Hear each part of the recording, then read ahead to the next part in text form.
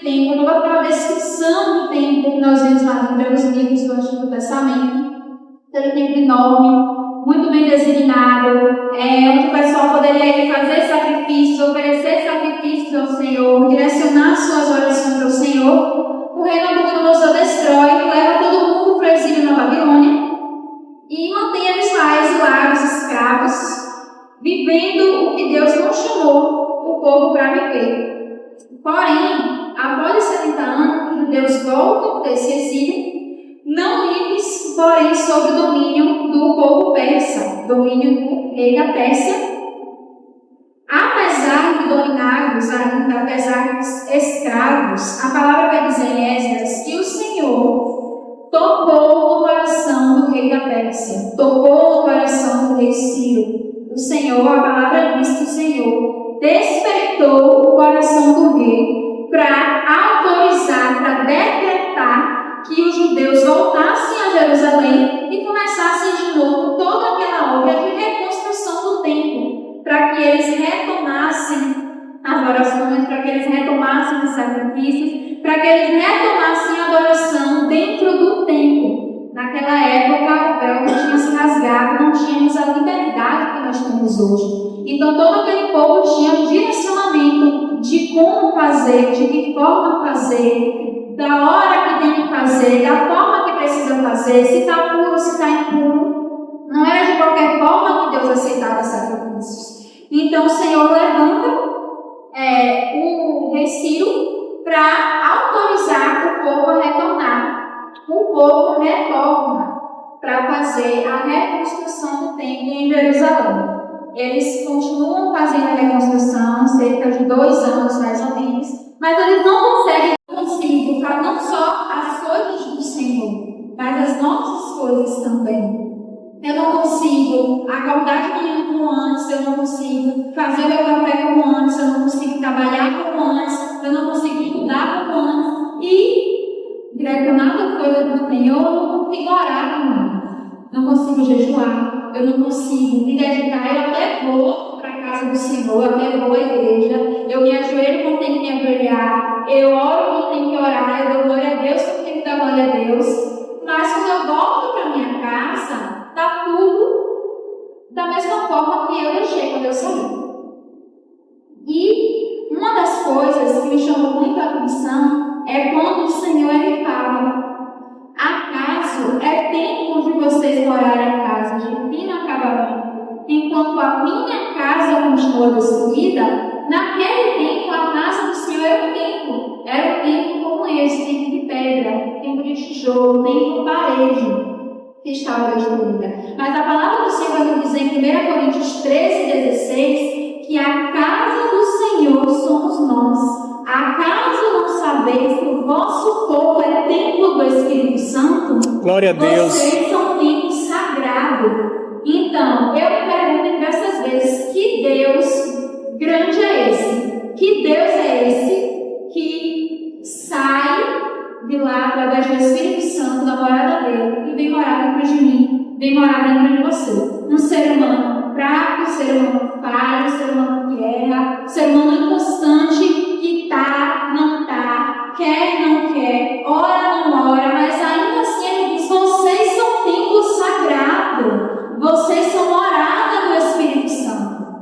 E naquele momento, a casa destruída era o templo de Jerusalém, estava em ruínas. E no tempo de hoje, muitas vezes, é o nosso templo que está em ruínas. Somos nós como templo do Senhor. E quando eu falo ruína, eu não falo necessariamente destruído, desolado, chorando, perecendo, agoniado, sem saber o que fazer, vestindo luto. Não. Muitas das vezes, o desmoronamento ele é silencioso em nossas vidas. Nós temos muito costume, como aconteceram as campanhas.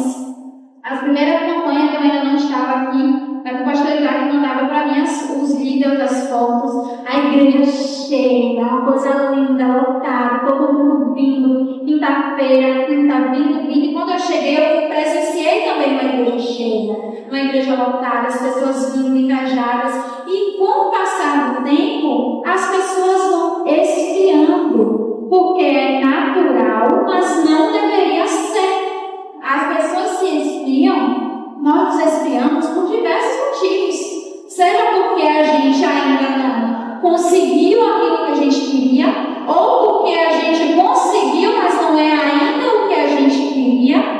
É porque o Senhor não nos respondeu e para a gente, nós estamos na geração do imediatismo.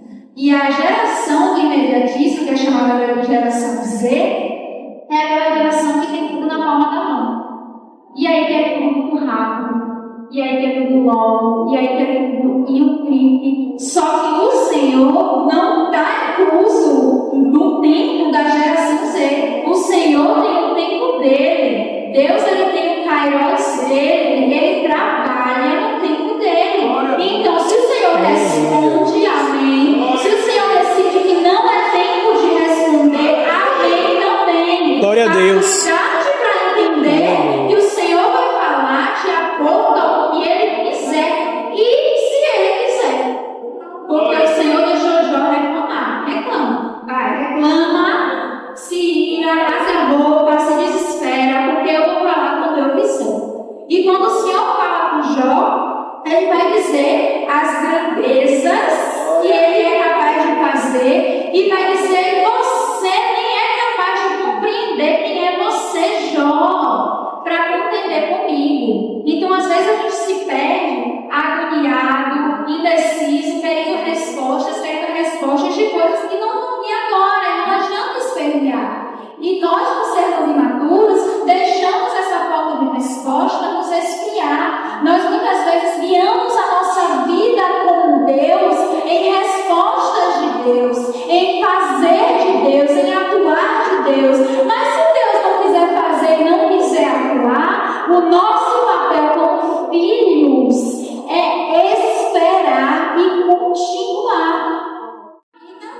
Secular não, porque nós não temos vida secular. Nós temos vida em Deus e é assim 24 horas continuamente, é isso que eu costumo dizer. Mas na nossa vida pessoal, no nosso trabalho, às vezes é uma promoção que a gente não tem, às vezes é um aumento de salário que a gente não tem, um reconhecimento que a gente não tem, é na faculdade.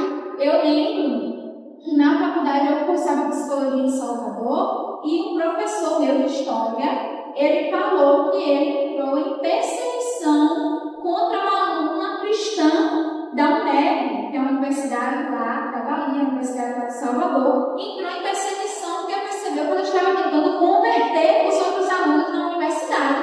E eu achei aquilo de um absurdo tão grande, eu fiquei querendo saber o que ela estava fazendo. Eu perguntei, cuidado, e aí ele disse que era porque estava percebendo que ela estava falando de Deus para os LGBTQYZ da universidade. E para nós é o normal, é o nosso papel, é a nossa função, é levar a luz do Evangelho onde quer que nós estejamos. Mas isso não vai ser bem aceito. Não é em todo lugar que vai ser aceito. Então, num trabalho vai ser só uma perseguição, numa faculdade vai ser só uma perseguição. Ele disse que já tinha adicionado ela no Instagram, no Facebook, tinha o número dela, já tinha o Instagram dos familiares dela, estava acompanhando e só estava esperando um deslize para denunciá-la ao CRP. CRP esse que ela ainda nem tinha, que é o Conselho Regional de Psicologia, que é aquela numeraçãozinha que médico tem, que advogado tem, que todo mundo tem. Mas é possível denunciar antes de se formar. Você não pode pegar o CRP antes, mas ser denunciado você pode para que você, em tempo nenhum de sua vida, quando bater o seu cadastro lá no governo, você não consiga nunca mais se formar. Isso é possível fazer. Então, é possível se desanimar, é possível permitir, deixar que essas coisas abatam a gente, abatam a nossa alma, desacelere a caminhada que nós estamos com o Senhor. Porém, todavia, o Senhor continua nos chamando para reconstruir a casa dele, para reconstruir o templo, reconstruir vidas, se atentar. Quando a gente vai reconstruir algo, a gente precisa analisar o que levou à queda, o que precisa para ser ser reconstruído? Qual é o tipo de material? Qual é a quantidade? Então o Senhor ele continua nos chamando para fortalecer a nossa alma. Porque o nosso espírito já está pronto. Mas a nossa alma, o nosso coração, muitas vezes quando a Bíblia fala de coração, ela está falando de alma. O nosso coração ele é enganoso mesmo. Ele é pecador mesmo. Ele tem realmente fraquezas. Ele se abate, às vezes, com coisas simples. Todavia, a palavra vai dizer logo depois, versículo 5 e versículo 6, que o povo estava planejando e não estava conseguindo êxito, estava plantando e não estava conseguindo colher. Versículo 5. Agora, assim diz o Senhor dos Exércitos: vejam aonde seus caminhos os levaram. Vocês têm plantado muito e colhido pouco. Vocês comem, mas não se fartam. Bebem, mas não se satisfazem. Vestem-se, mas não se aquecem. E aquele que recebe salário, recebe-o para colocá-lo numa bolsa furada. Então, como eu já falei, são esforços perdidos que aquele povo estava tendo. Se esforçando para plantar, se esforçando para tentar colher, se esforçando para talvez reservar um salário, porque naquele tempo também tinha salário, naquele tempo também tinha compra de imóvel, tinha compra de veículo deles, né, das carroças, do tipo de veículo que eles tinham, do modo deles de locomoção, tinha tudo praticamente que tem hoje, mas na forma deles, naquele tempo deles, naquele contexto. E muitas das vezes nós nos vemos dentro desse pedacinho de versículo, desse finalzinho. Eu lembro de uma vez, um tempo de dificuldade muito grande em casa, que a minha mãe olhou para mim e falou assim: Lai, parece que nós estamos recebendo um salário para colocar em bolsa furada.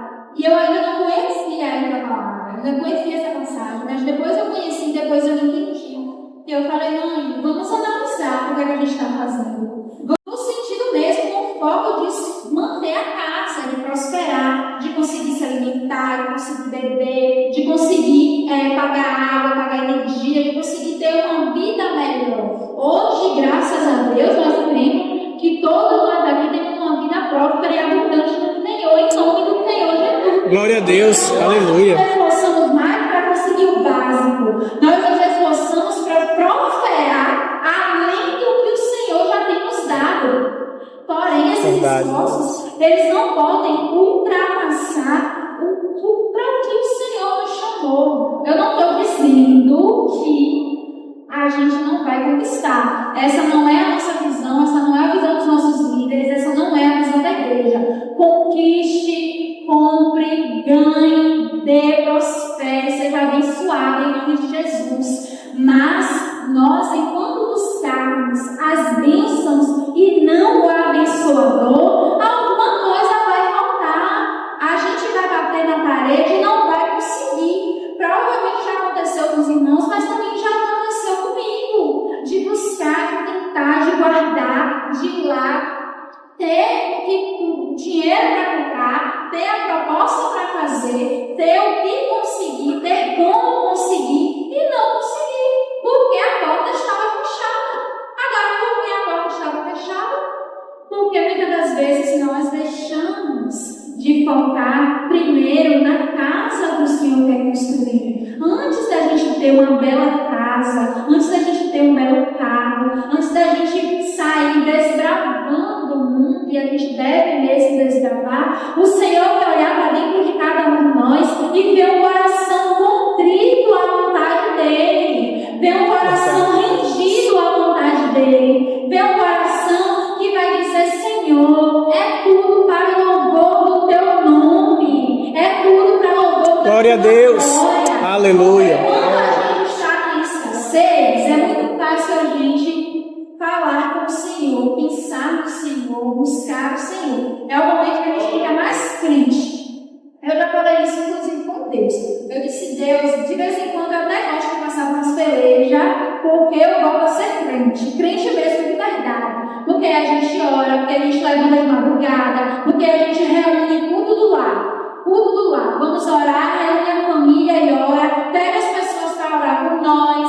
Lê a palavra. Plano do Google. Plano a Bíblia em 3 meses. E 12 capítulos por dia. Lendo o que a gente quer que o Senhor fale conosco, que a gente quer que o Senhor resolva, que a gente quer que o Senhor dê, que o Senhor nos abençoe, porque a gente tem tanta dificuldade de manter esse mesmo ritmo depois. É um motivo a mais para glorificar o nome do Senhor. Já foi falado aqui diversas vezes, nas quintas, nas sextas, principalmente nas terças no culto da BBD, que a gente acaba deixando, muitas das vezes, coisas para, ao invés de estar na casa do Senhor, a gente renuncia às 2 horas de culto, que às vezes nem é 2 horas, é 1h30, para estar em outros lugares. É um aniversário, é porque, não sei, alguém vai precisar de mim, é porque apareceu talvez um jogo de futebol naquele horário, é o time do meu coração, é porque eu preciso assistir uma série. E eu não estou dizendo que em algum momento da sua vida,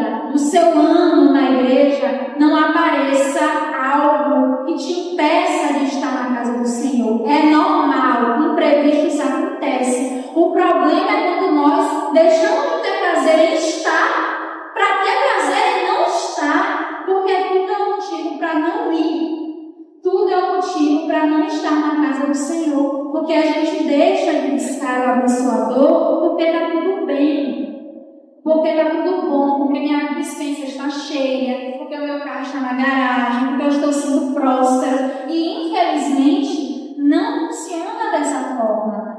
A Deus vai continuar dizendo no versículo 9, através do Senhor: vocês esperavam muito, mas eis que veio um pouco.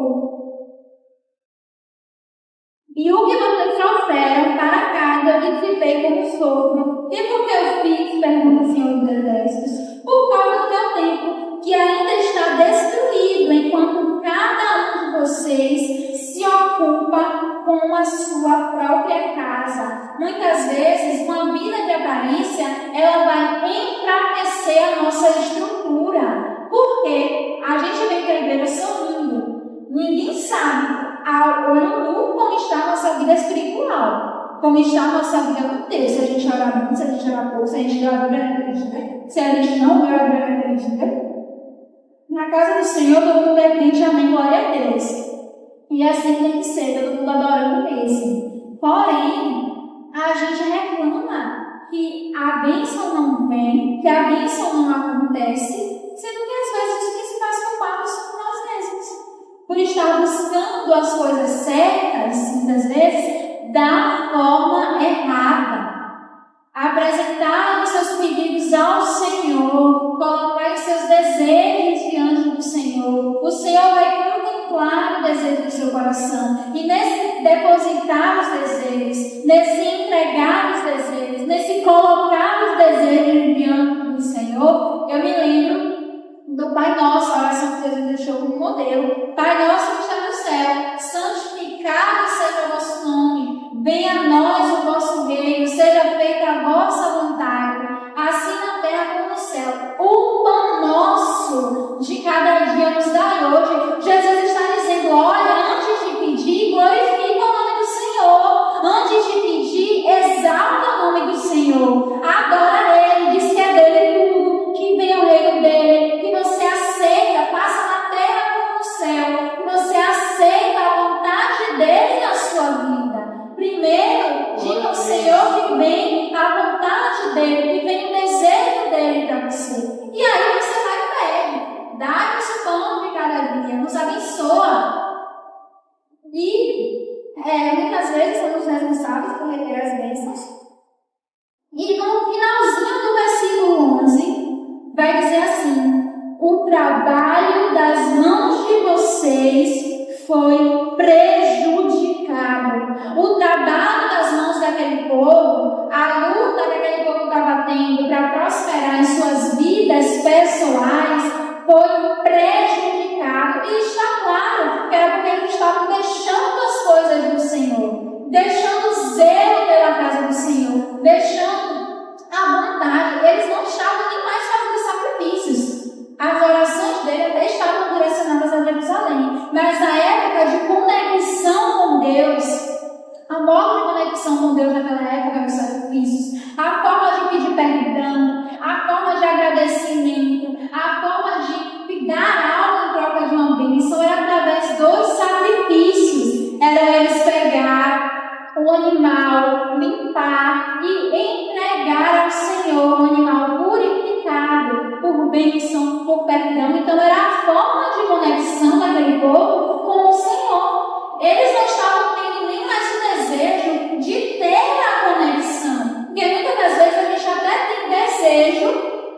ter conexão com Deus, mas falta a vontade, falta aquele start. Eu sempre ouvi dizer que não espera você ter vontade de orar, senão você nunca ora. Não espera você ter vontade de ler a palavra, senão você nunca lê.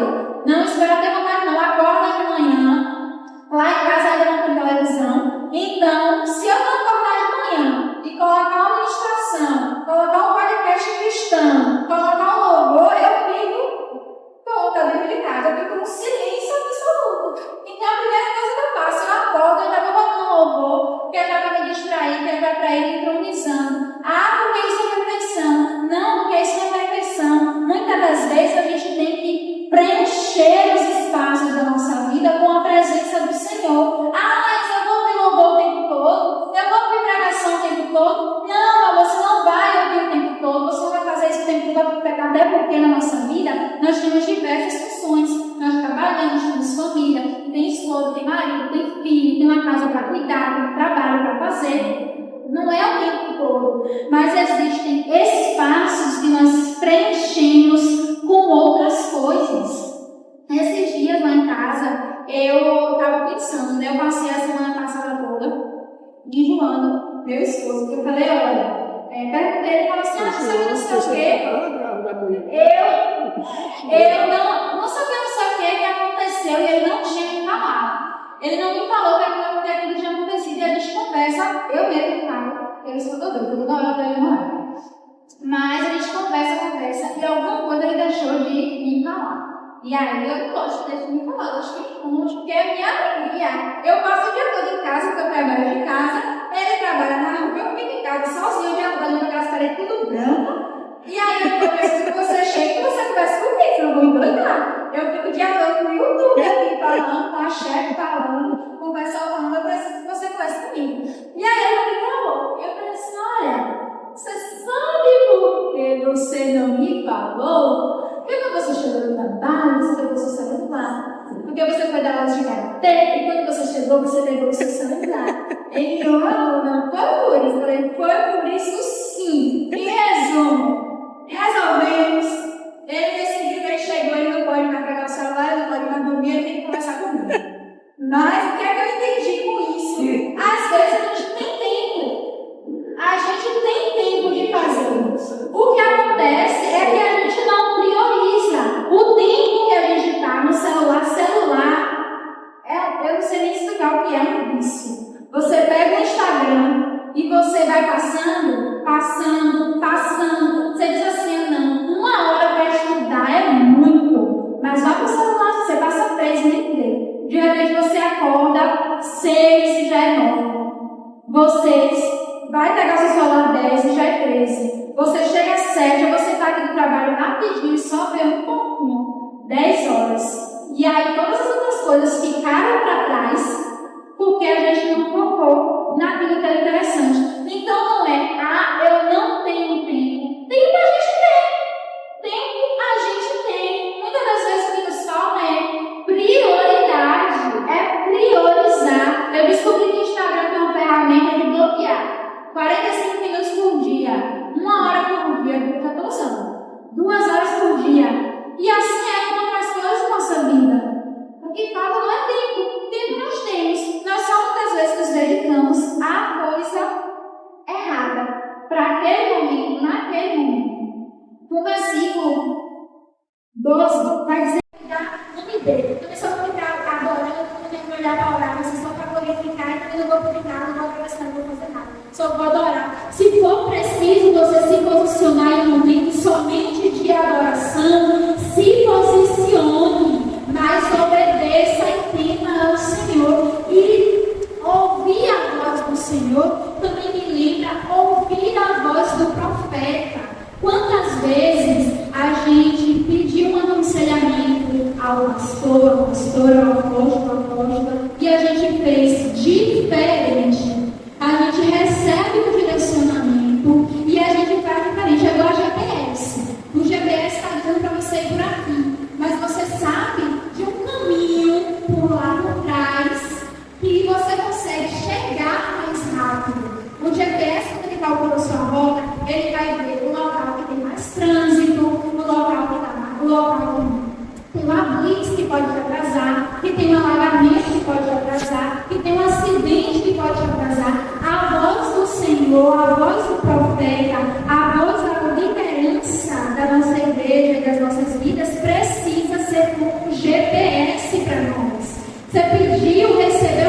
coração, qual o problema da gente seguir? Não, mas eu fiz diferente porque eu achei que seria melhor dessa forma. E aí a gente encontra um acidente na frente, a gente encontra uma blitz na frente, a gente encontra um sinal vermelho na frente, a gente não entende por que a gente encontrou. Mas a gente não seguiu. Então, existe graça em obedecer. Existe graça em ouvir e cumprir como foi mandado. O versículo 13 vai dizer: então Ageu, o mensageiro do Senhor, trouxe esta mensagem do Senhor para o povo. Eu estou com vocês, declara o Senhor. Quando a gente decide se colocar diante do Senhor em obediência, em rendição à vontade dele, o Senhor se coloca à nossa frente. O Senhor se coloca em nosso favor. O Senhor está dizendo: eu estou com vocês. Glória a Deus. Aleluia. Obedeça a minha voz, tenha os meus mandamentos e eu estou com vocês. Glória a Deus. Porque eu não consigo ouvir a voz do Senhor. Está desobedecido em algum lugar. Está deixando de temer em algum lugar. Temor ao Senhor não é medo. Não é medo do Senhor, é temer, é estar, é ter medo, sabe de quê? De dar um passo para o lado e o Senhor não está. É de ir para frente e o Senhor não está. É de conquistar algo e o Senhor não está lá. E aí a frustração? Quem é que vai sustentar? Quem é que vai sustentar o pedido? Quem é que vai sustentar a frustração? Quem é que vai sustentar o choro de ter lutado, não ter encontrado o Senhor na vitória que você tanto queria? Que eu tanto queria, que nós tanto queríamos. Então, a palavra vai continuar dizendo, no capítulo 2, versículo 5: esta é a aliança que fiz com vocês quando vocês saíram do Egito. O meu Espírito está entre vocês. Não tenham medo. Mudança, como eu falei no início, reconstrução,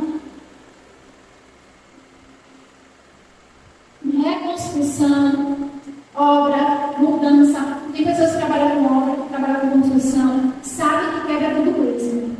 Que é bagunça, obra é sujeira, obra é coisa espalhada, obra deixa a gente desnorteado. E assim é na nossa vida.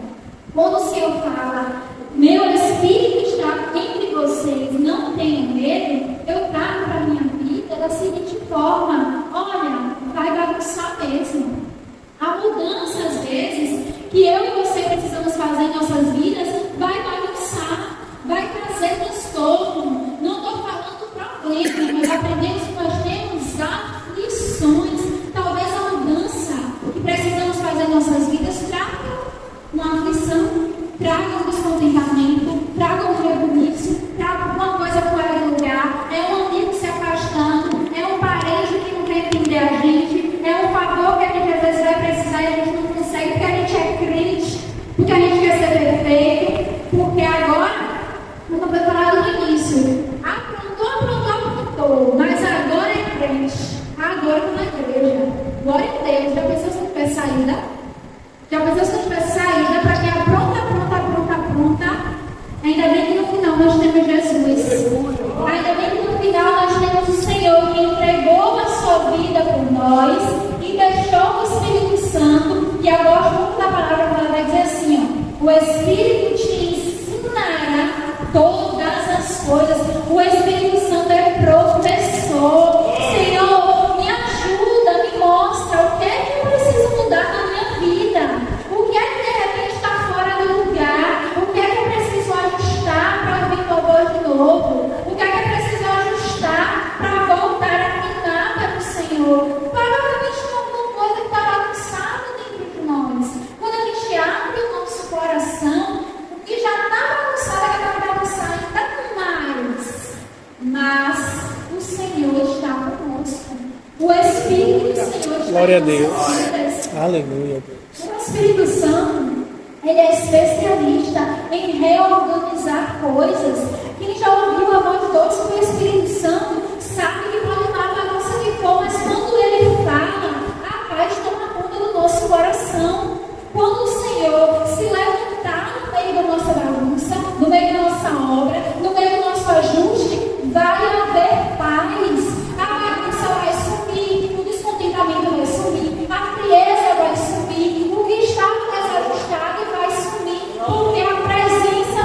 Senhor reorganiza todas as coisas. Glória a Deus. O Senhor está falando isso. Aleluia. O capítulo 2, a partir do versículo 13, vai dizer: em seguida, perguntou a Ageu se alguém fica impuro por tocar no cadáver e depois tocar em alguma dessas coisas, ela ficará impura? Sim, responderam os sacerdotes, ficará impura. Ageu transmitiu a resposta do Senhor: é o que acontece com este povo e com esta nação. Tudo o que fazem e tudo o que me oferecem é impuro. Que tristeza! O que eu consegui sentir quando eu li foi tristeza. O Senhor está dizendo: tudo que eles fazem para mim é impuro. Não tem qualidade, não tem excelência, não tem honra, não tem prioridade, é impuro. E muitas das vezes a gente está levando a nossa vida no meio dos nossos afazeres, entregando uma adoração impura, entregando um sacrifício impuro, vindo no altar e depositando impuro. A nossa vida não é pura. Tem algo dentro de nós que está nos levando a não fazer para Deus como deveria ser feito. E o Senhor percebe. Se o Senhor percebesse, eu não tinha falado através do profeta. O que eles me oferecem é impuro. Versículo 15. Agora, prestem atenção. De hoje em diante, reconsiderem em que condições vocês viviam antes que se colocasse pedra sobre pedra no templo do Senhor. Quando alguém chegava ao monte do trigo, procurando 20 medidas, havia apenas 10. Quando alguém ia ao depósito de vinho para tirar 50 medidas, só encontrava 20. Eu destruí todo o trabalho da mão de vocês, com mofo, ferrugem, granizo, mas vocês não se voltaram para mim, declara o Senhor. Quando nós tentamos fazer algo sem a direção do Senhor, é capaz de Ele mesmo impedir. Talvez tenha algo nas nossas vidas que a gente pediu, que a gente botou na campanha, que a gente colocou no altar, que a gente orou, que a gente levantou todo dia de madrugada, de manhã, antes de dormir, no trabalho, no almoço, na escola, na faculdade. E não está acontecendo porque o Senhor está segurando. O Senhor está segurando porque a gente não tem estrutura para receber, porque a nossa estrutura está quebrada, porque existe algo que ainda não está sendo feito da forma que deve ser feito.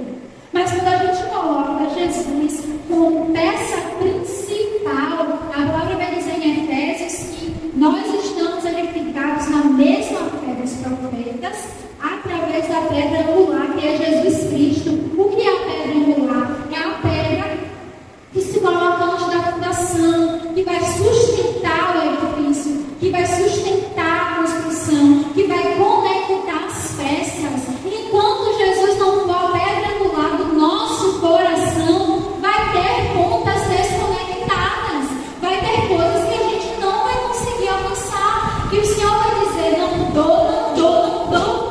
Não dou porque não tem estrutura para alcançar. Mas quando a gente coloca Jesus e diz: não, Senhor, vem cá, senta aqui comigo, me mostra aqui o que é que está errado. O que é que eu estou fazendo de errado? O que é que falta na minha vida? O que será que eu estou deixando de fazer? Por que eu estou deixando de fazer da forma correta? Acontece o que vai falar no versículo 18. A partir de hoje, 24º dia do novo mês, atentem para o dia em que os fundamentos do templo do Senhor foram lançados. Reconsiderem. Ainda há alguma semente no celeiro? Até hoje, a videira, a figueira e a romeira, a oliveira não têm dado fruto, mas de hoje em diante abençoarei vocês. A atitude de reconstruir no Senhor nos leva ao próximo nível. O que não estava dando certo vai passar a dar. A porta que não estava abrindo vai passar a abrir. Aquele papel, aquela cláusula de justiça que não saiu, ela vai sair. A enfermidade que não saiu, ela vai sair. O que está travando a nossa vida vai sair, porque o Senhor está dizendo: eu vou fazer prosperar, eu vou desbloquear os céus.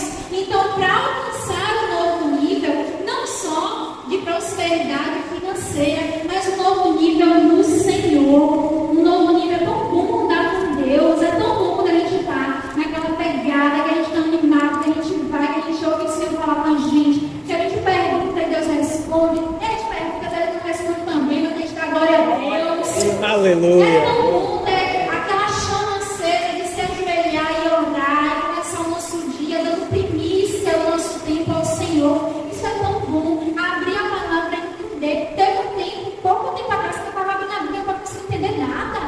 Eu disse, meu Deus, eu tentei até coisar, que eu falei, eu não estou conseguindo entender, eu estou me sentindo perdida. Eu abro, eu leio, mas não consigo lembrar. Antes eu lembrava dos versículos, antes eu lembrava onde era que estava escrito, quem era o escritor, quem ajudou a escrever, quem deu a folha, e eu não estou conseguindo lembrar mais. E aí, o Senhor belo dia me falou, volta para o início. Volta para o início. Início de quê?